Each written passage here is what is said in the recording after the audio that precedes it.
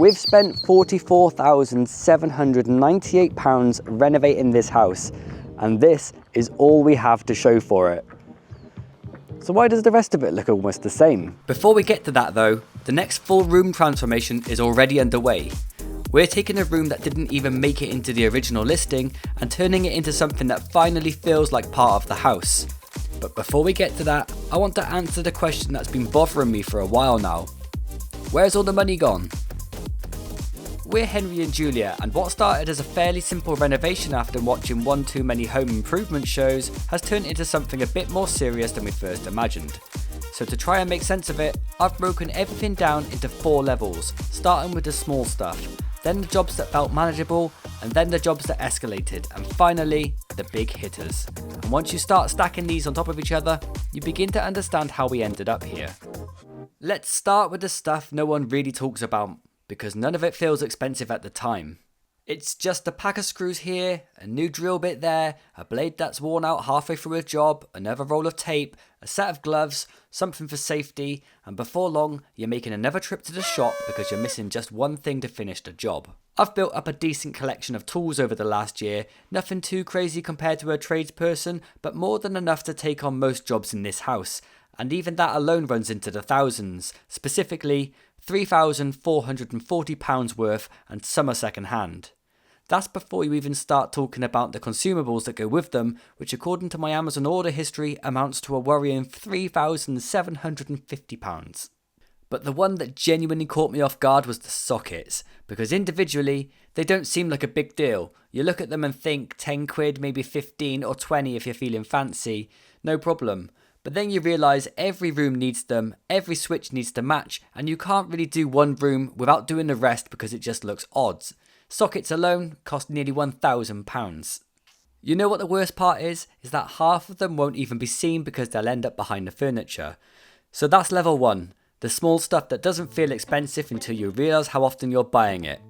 Level 2 is where your confidence starts to get you into trouble, because this is where you look at a job and think, that'll be easy. And more often than not, it isn't.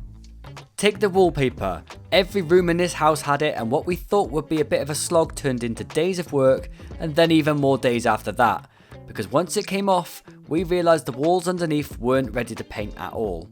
In some cases, they weren't even intact. So now the job isn't just stripping wallpaper, it's repairing walls, which leads to more work, more time, and eventually more cost.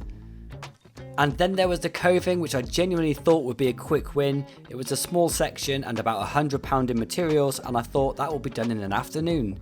But nothing in this house is straight, and coving really makes you realise that.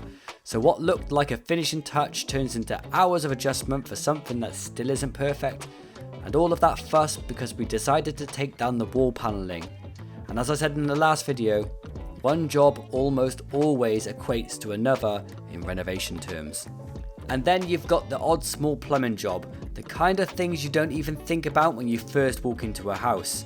Adjusting a bit of pipe work so units can fit properly, moving a stopcock a few inches, relocating a gas line, repositioning a radiator and extending pipe runs.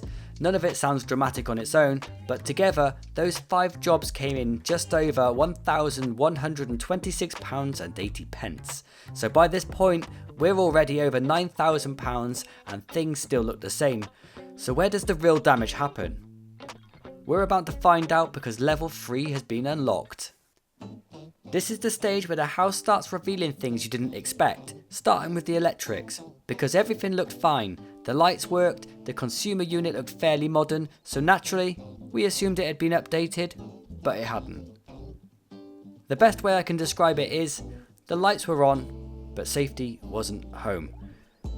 What we thought might need a few tweaks turned into a full rewire, and while we were doing it, we made the decision to future-proof things, adding extra circuits, outdoor supplies and wiring in preparation for things we don't even have yet.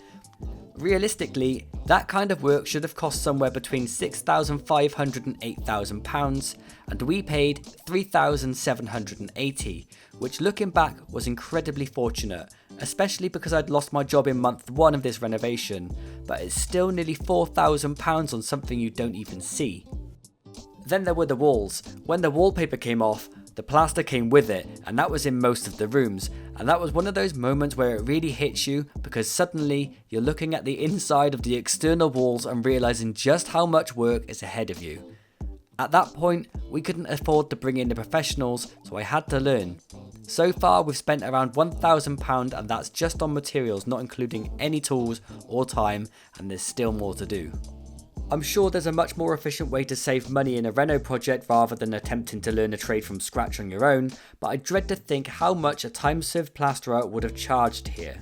And the flooring, we managed to get enough laminate, underlay and trim to cover the entire house for £2,430, which felt like a bargain. But again, what looks straightforward on paper rarely is, because nothing is ever ready for the next step. Everything needs preparation first. The mood in the house was just beginning to feel like the 2008 housing collapse was happening inside our own home.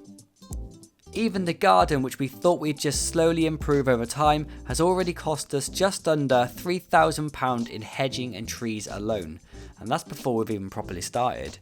So by this point, we're sitting just under £20,000 and we're still not done. Being completely honest, this is where we nearly walked away. We thought about whitewashing the rest, relisting the house and just calling it a day. Our savings weren't endless.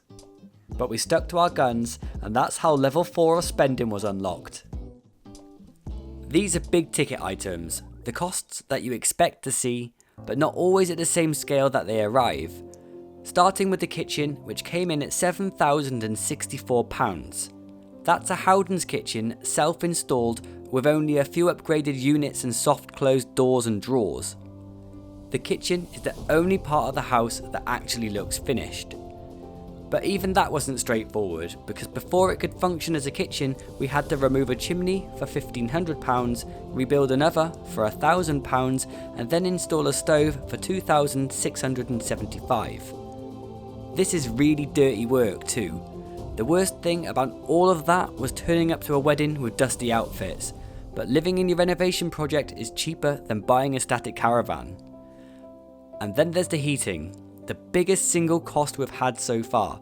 What we hoped would be a simple combi boiler upgrade turned into a full system replacement, with new pipework, new radiators and a complete reconfiguration of the system, which came in at £7,400 for something that is mostly hidden behind walls.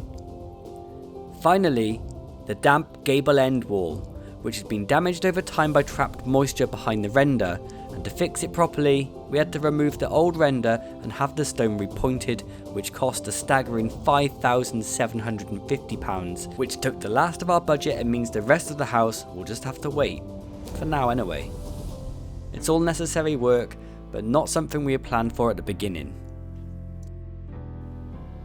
So when you add all of that together, we're talking £44,798, and I guess this is what it looks like. It's quite surprising how quickly money disappears in a project like this, even when most of the labour is your own. But one thing has become very clear: no matter what your budget is, the pressure feels the same. You expand to meet it, and in our case, it's forced us to be creative. Because none of those costs include furnishings, and yet something like our dining table, which cost £50 from Facebook Marketplace, fits the house perfectly. There were moments where we genuinely thought we might be in too deep. No income, major costs still ahead, and a very real option to stop, patch it up and walk away. But instead, we've doubled down, focused on getting the house livable, and slowly things are starting to take a turn. This stage isn't the exciting part of the renovation, but it's the part that makes everything else possible. And now, we're finally at the point where things are starting to change. So if you want to see what this place becomes, stick around, hit the subscribe button. It won't cost you a penny and it helps me out more than you know. Thank you and see you on the next video.